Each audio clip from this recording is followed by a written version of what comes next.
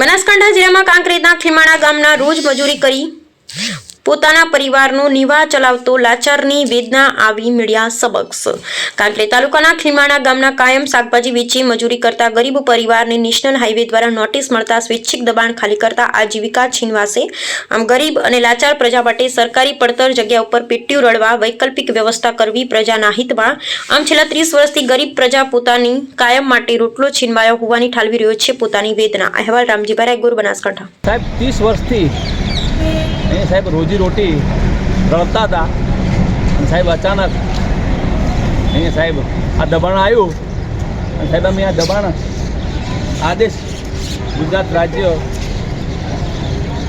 માર્ગ વ્યવસ્થા નિગમમાં સાહેબ એમને સાહેબ સૂચના મળી અને સાહેબ અમે સૂચનાનું પાલન સાહેબ અમે કરી રહ્યા છીએ।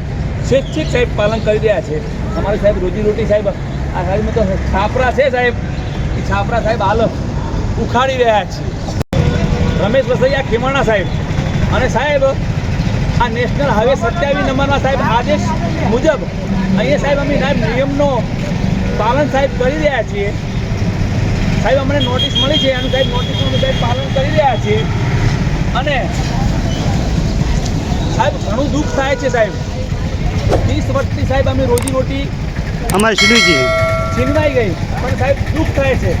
હવે છતાં સાહેબ અમે સાહેબ નિયમનો પાલન સાહેબ કરી રહ્યા